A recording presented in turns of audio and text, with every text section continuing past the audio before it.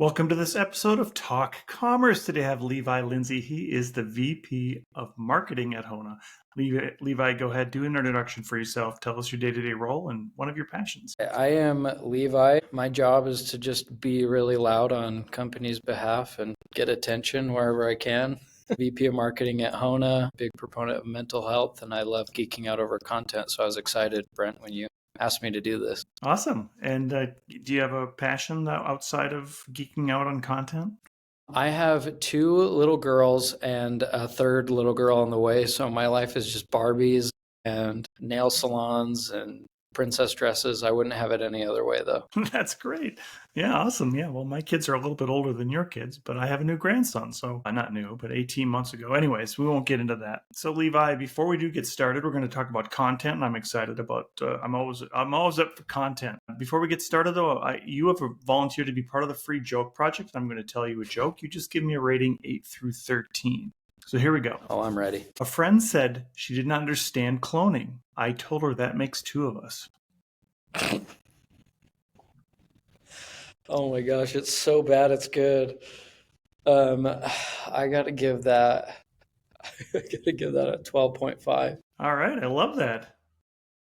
All right, so tell us, just give us the 10,000 foot view of Hona and how it fits in with content. Yeah, so Hona, if you're going through a legal case, it allows you to track, as the client of the law firm, allows you to track where you're at with your legal case. So it's like, oh, now I'm in the demand phase. You're a consumer you're on the client side. You're not a lawyer, so you don't know what the demand phase means. So it would show you, okay, next is this phase. You were at this phase before. Now you're at this phase. Here's a little video from your lawyer explaining what that means and what we need from you. It'll communicate with the law firm and the client, getting documents, signatures, frequently asked questions, just kind of guides you along as the consumer of a law firm, the case process. So this is, and you're directing it specifically for attorneys, right? Yep.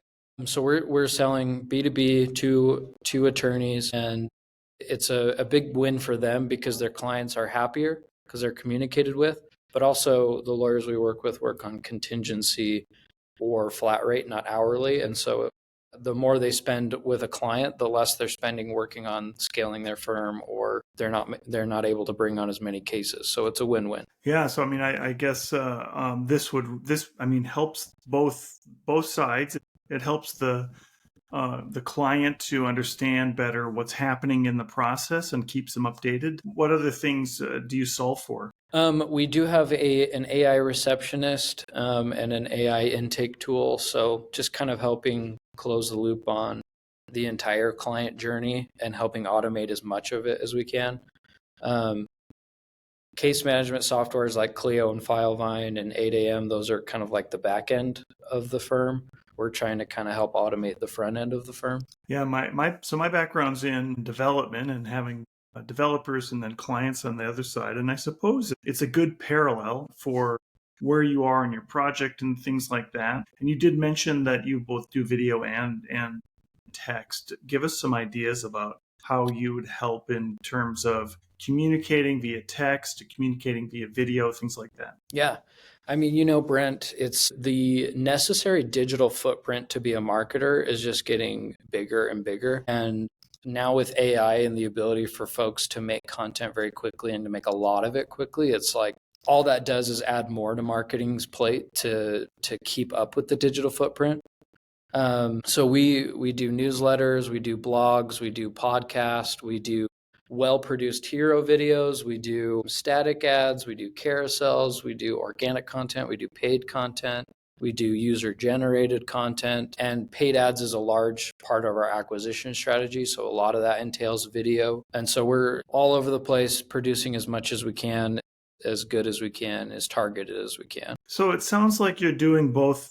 Some of the marketing is for yourself to bring attorneys onto Hona, but is there an aspect that helps the attorney-client relationship, or are you also helping the attorneys to onboard new clients via marketing? Yeah, that's a good or question. all the above? A lot. Yeah. All of the above. Marketing hasn't been so much involved in that portion because it's typically post onboarding once they've bought Hona. Also, when I came on and joined Hona, a lot of that groundwork had been laid, or a lot of the lawyers will film the videos themselves. And so I haven't had a ton to do with that, but there's a big portion of our team in our customer success arm of the business, helping lawyers create the content that they need for themselves to make Hona within their firm successful. But luckily, I've been able to just focus on what content will get a lawyer's attention to either engage or re-engage in our sales pipeline. In the commerce space, or the e-commerce space, we're finding that a lot of people are recognizing content that is strictly created by ChatGPT or AI. Are you finding the same thing, or are you're having to put some human massaging onto content to make sure that it sounds authentic? Yeah. So especially on our written content, we've really had to make sure that it has our brand voice. One thing that has been very helpful is creating a custom GPT that has our brand guidelines, both visual and the tonality of our brand, uploaded into the custom GPT, so that no matter who in our marketing department is creating content, that it kind of touches base with a I don't know, I almost want to say data center is that custom GPT, because we have kind of a quirky brand voice. We're a little bit snarky. And then there's also just a lot of context that we've fed into that custom GPT that's very helpful, so that we don't have to, every time when we go in to create a new project or a new chat with ChatGPT to create us content, we're not constantly having to retrain anything. We can just go back and it kind of has all that context. Yeah, and how about like video? Are you? I mean, I think people experimented with the avatars and creating things like that, but are you seeing Yeah. some authenticity in that as well, with human beings creating it? Yeah, I've toyed with like VO3 or whatever, Gemini's video creator, and it's good. I've actually been able to so the other day I made a good video hook with one of the ads I made was get rid of your call center. And so I had VO3 create a steamroller busting through the walls of a call center and running over a bunch of desks or cubicles. And then I led into just like a user generated video of me explaining how the product works and what the offer was. But yeah, I've seen it. I've seen people make some actually pretty good. I think it was Fixer.ai. They like go in and clean up your email inbox. I think they've actually made some pretty good like VO3 type videos. One I saw was it was a guy in an airplane and he was like, my wife just messaged me. She's going to divorce me if I don't have my inbox to zero by the end of the day. And then he like jumps out of the plane and he's like using Fixer AI to cut down his email inbox. That one got me. That was actually probably one of the first AI videos where I was like, okay, that was actually pretty clever and it was pretty well done. But for the most part, I just like have not seen it fully replace the content mix or the content funnel that is demanded of startups these days. Yeah, I mean, I do feel like there's two sides to the story, and then also there's a side of where you are so creative in when you're so creative in what you're doing in terms of prompting and making that AI video that it does really resonate with the end user. Yeah. What are you doing then for your own marketing to kind of leverage some of the AI tools for video, and then also just your own? Are you mixing them together? Tell us a little bit about that. Yeah, I mean, one of the most helpful things, I like to create a lot of user generated content. I've actually taken a lot of the principles I learned. My boss at Kizik was the CMO at Purple, Alex MacArthur, and he's like a master at the whole content mix and content funnel. I learned a lot of that while I was working with him and other really great marketers at Kizik about how to run a D2C funnel. And because Meta is where our ICP lives, I was able to take a lot of that same content strategy and apply it to what we're doing. Even though it's B2B, we're getting most of our customers from Meta ads. And so it's like one of the biggest things I knew that we had to do was create a hero video that explained very well what our main product was. So we started out I just made user generated content to kind of learn what messages resonate. Then I went to Film Lab, as a production house here in Utah, and we made some really well produced hero videos, put some money into them. And we immediately saw like a 300% increase in our ability to scale our meta ads from there once we added those hero videos in.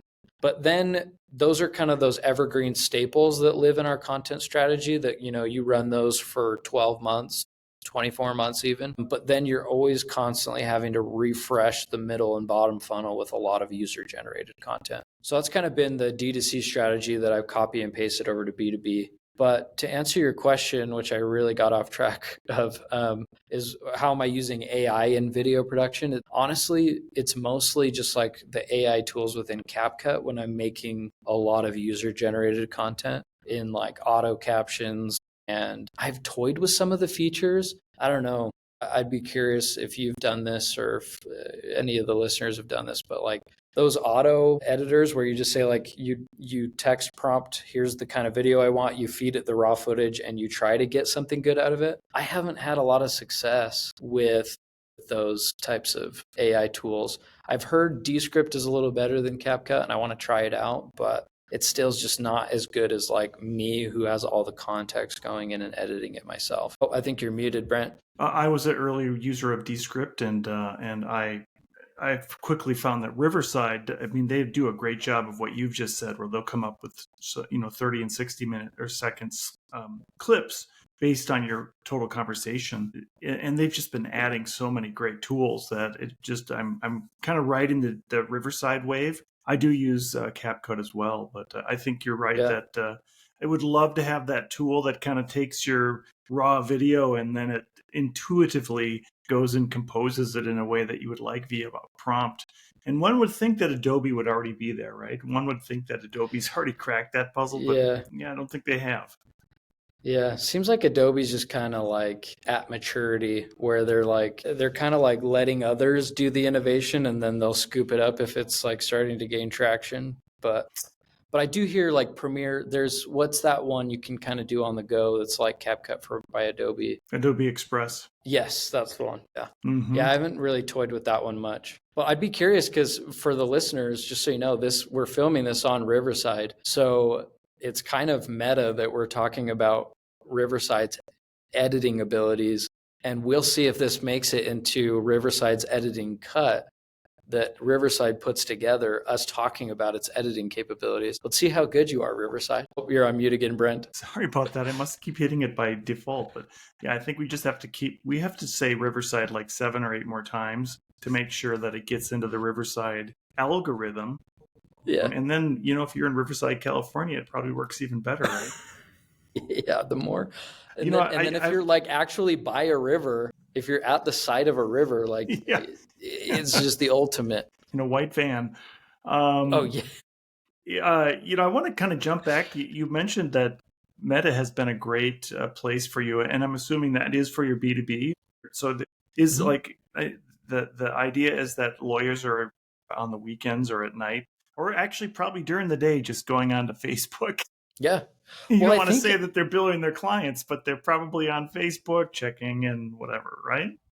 Yeah. Yeah. I mean, we did some early on interviews to just ask, like, where do you guys hang out? Where do you consume your information? And nobody was on LinkedIn. None of these personal injury lawyers, especially, which is one of our main target audiences. We have a lot of, tangential ones, or I should say, like, we have a lot of secondary practice areas that we market to. But the main one, like personal injury lawyers, because they're D2C, they go on Facebook and Instagram all the time to create content for themselves. And I don't know if you've seen, but there's just that rise in popularity of, like, if you're a restaurant owner or a dentist or a lawyer, like if you own a practice and you need to acquire customers, like you can do a really good job with your organic strategy and build a good following and get people there. Like, I don't know if you've seen some of those behind the scenes of a law firm, or it's like an older lawyer who's in his 50s doing a TikTok dance, and that's hilarious. And then that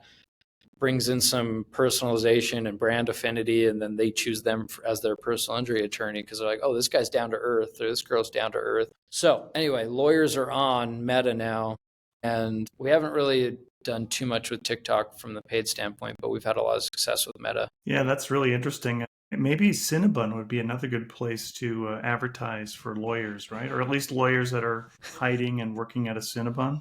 100%. That's our next big strategy. I think our main acquisition channel will be Meta, and then the second one will be Cinnabon. Yeah, that's a very, very obscure reference to Better Call Saul. Actually, I was thinking he was in Salt Lake City, but no, he was in like Nebraska. He was in Lincoln or some off a town like that. Fun fact, Brent, I saw this the other day. Bob Odenkirk, who is Saul, he wrote the Van Down by the River sketch. Oh, did he? Okay. Yeah, that's awesome. Which that was another obscure reference, which I was glad you said, because that's one of my favorite old SNL skits. But Bob Odenkirk wrote the Living in a Van Down by the River sketch for SNL. Yeah, awesome. So what do you see now? I mean, I think Meta, what do you see?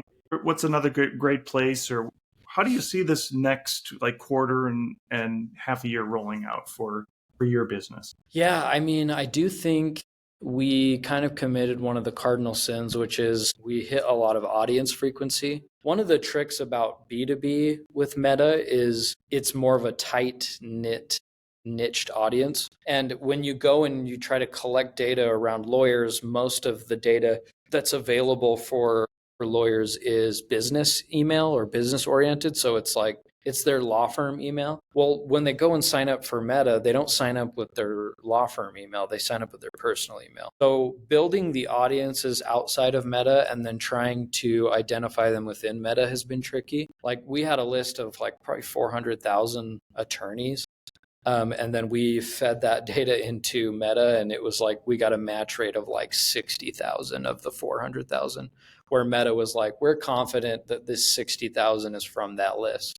We've found some tricks lately. There's some new cool softwares where you can get better match rates, and we've unlocked some new audiences. But that's kind of been one of our tricks that we need to solve for right now, is that our content has now been seen on average by that group of 60,000.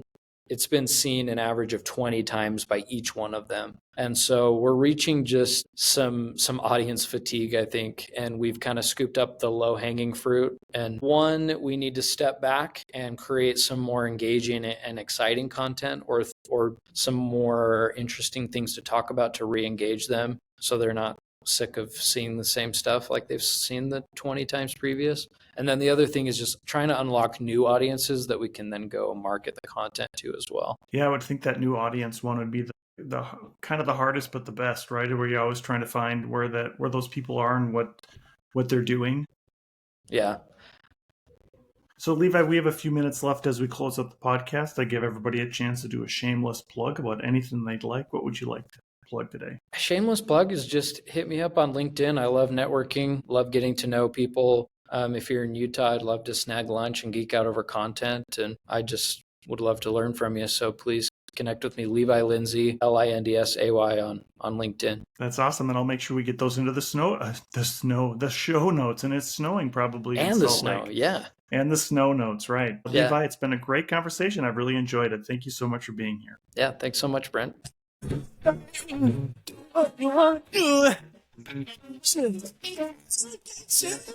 Resounding.